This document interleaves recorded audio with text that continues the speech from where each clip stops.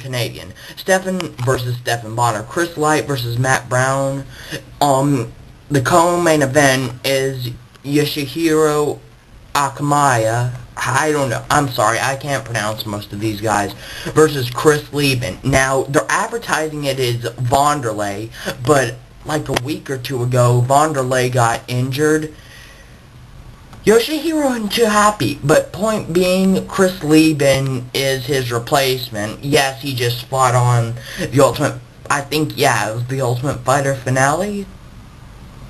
Whatever. So, and then in the main card, Lesnar versus Carwin. So, let's go over them. Petrozelli versus Ricardo Romero.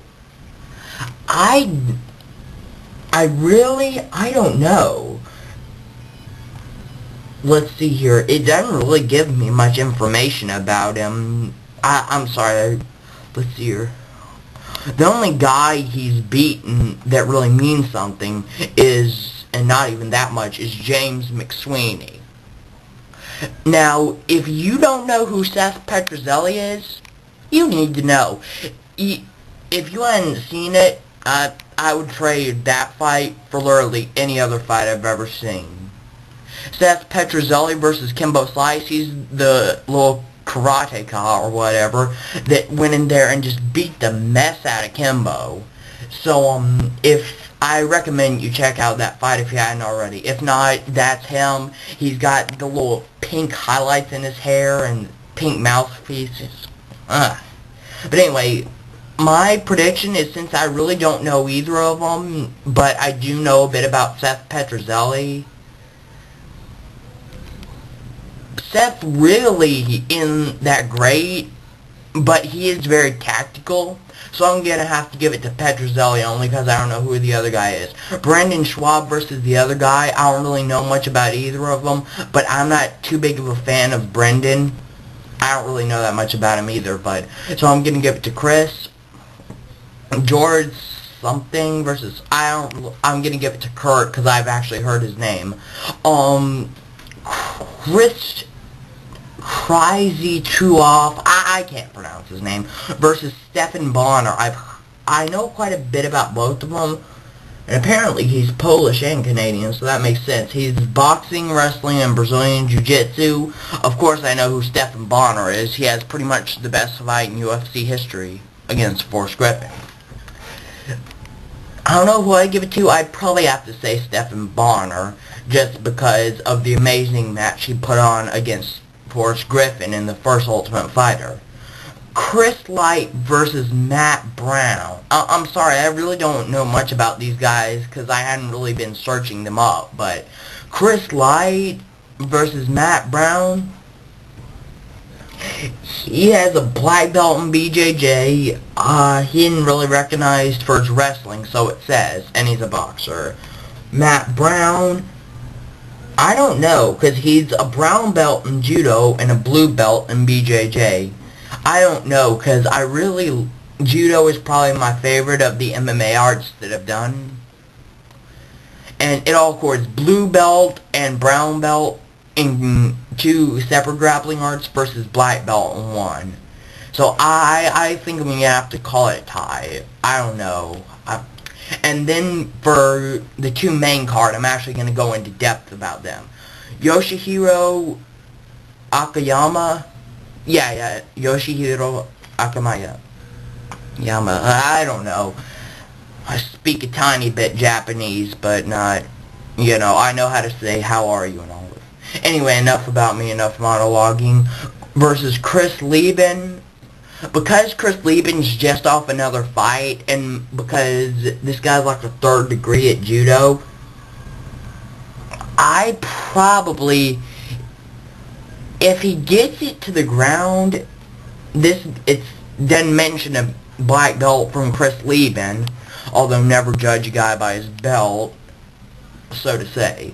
I would have to give it to Yoshihiro simply because I like his style, and I think that if it does hit the mat, this guy, it doesn't even mention a blue belt, so he hadn't even been in BJJ 2 years, or that's the average time to get a blue belt, 2 years, blue to white, or white to blue. And in the heavyweight card, Lesnar versus Carwin. Now this I've put a lot of research into.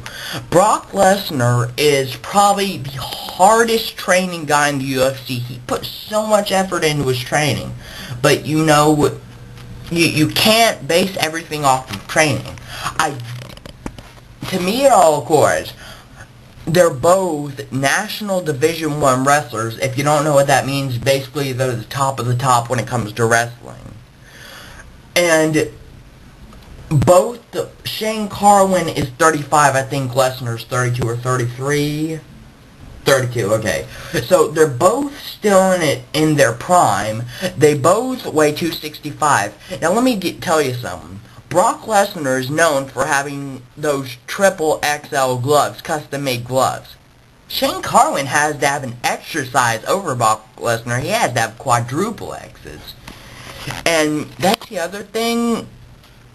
He showed in Randy Couture's fight and partly Frank Mir's fight that Lesnar has a glass jaw, and if Carwin manages to get a few good shots in, I think Lesnar is gonna drop. And I know Lesnar probably has the power to get a takedown in on Shane Carwin, but let's face it, Heath Herring is a bit more stand-up based. Frank Mir even has admitted his biggest weakness is wrestlers. And Randy Couture, you know he's old and slow. I know that he's a Hall of Famer, and he's still pretty good. In fact, I think he's fighting on one of the next cards. But Brock Lesnar, I just don't think that he'll be able to control Shane Carwin the way he controls everyone else. I have to say, if the fight does end up hitting the ground with Lesnar on top, if Shane Carwin doesn't... Because the way Brock Lesnar takes you down, he assures that you will land in his inside control rather than guard. Frank Mir was able to get him back to guard a couple times, proving that it is possible. However, Shane Carwin, he has the purple belt in BJJ, meaning he's one above blue, so as I said before, average 2 years to get from blue, to get to blue from white. So he's been doing BJJ at least 2 years, in my opinion. So, I guess, whatever. Point being, I think that if Lesnar gets him to the ground and does what he did with Frank Mir, where while he's throwing those little baby punches, they hurt, but there's no wind-up, so that's why I call him. When he was throwing those little baby punches, hammer fist and all, on Frank Mir, and he was trying to cover up, if Lesnar can get his back, because then he can get all, the control, the half Nelson and all that. If a wrestler has your back, a wrestler that good, you're done.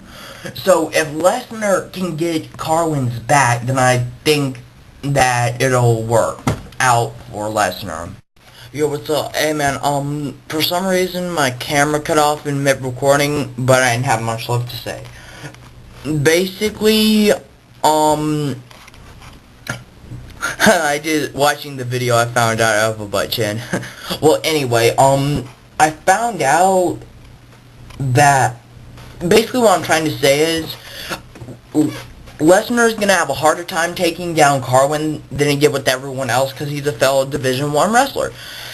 So, I do think that Shane Carwin has a bit of an edge, because as we know, fights start standing up, and if he nails him with a few good shots because of the glass jaw, he's going to go down. I'm sorry I have to speed this up, but my camera only has 1 minute left. So, I give the small edge to Carwin, but Lesnar, even though he's a prick, he deserves everything he has because of how much effort he puts into everything.